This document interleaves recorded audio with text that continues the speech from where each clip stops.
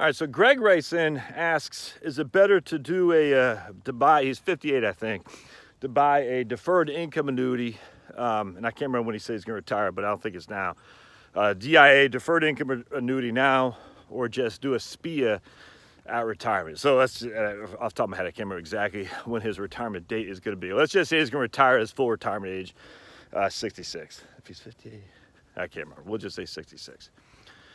All right, so he's got 8 years left before he retires. All right, so 8 years. If he buys a deferred income annuity, yeah, man, that's not. Yeah, I don't see a huge benefit of that at all, frankly. I see a benefit. I just don't know if it's huge. All right. So the idea. So here comes. Ooh, hey, hold on a second. There's a big old dog. What kind of dog is that? Wow, he's a big, gorgeous dog.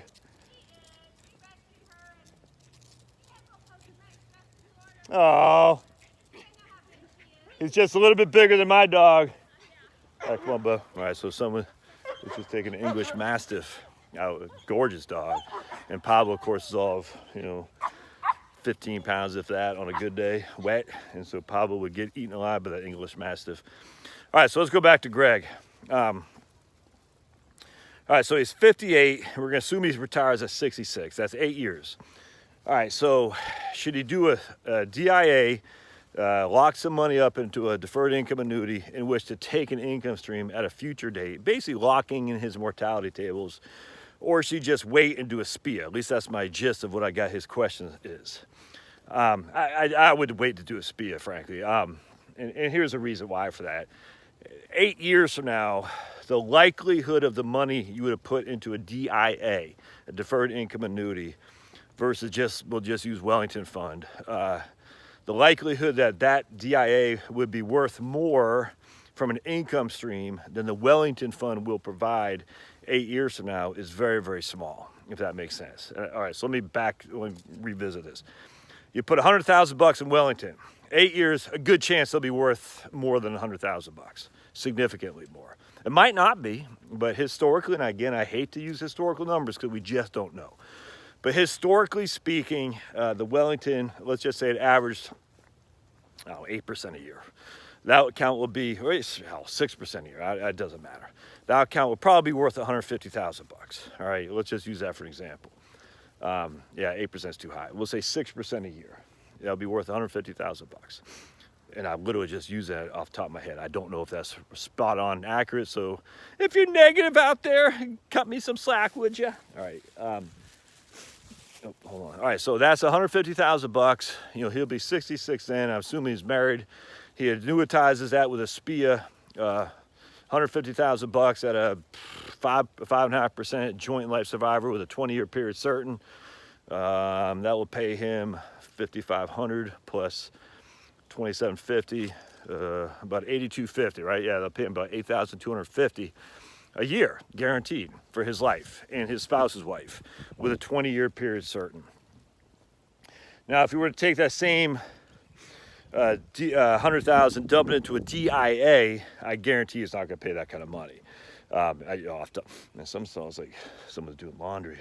I don't know how much it'll pay, but it won't be $8,250. It's probably going to pay you. I'd say at most $6,000 at most. Yucky, buddy, come on. I think in this case it's absolutely worth assuming the risk of the markets. Now, you can make the argument, and rightly so, that 8 years from now the market might be lower than it is today. That's a valid argument, but again, historically speaking, says that's not likely.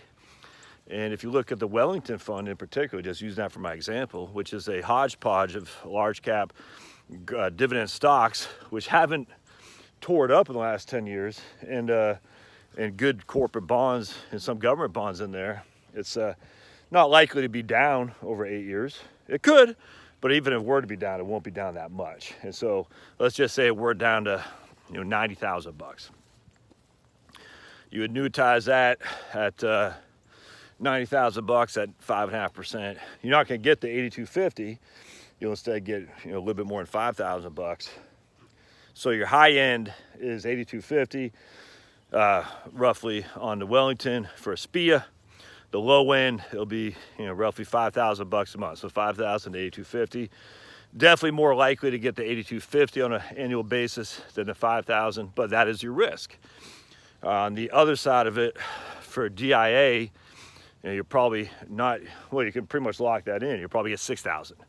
Again, that might even be on the high end, frankly. But let's say you got $6,000. So you're saying, okay, is it worth it to risk $1,000 a year? That's, how much is that a month?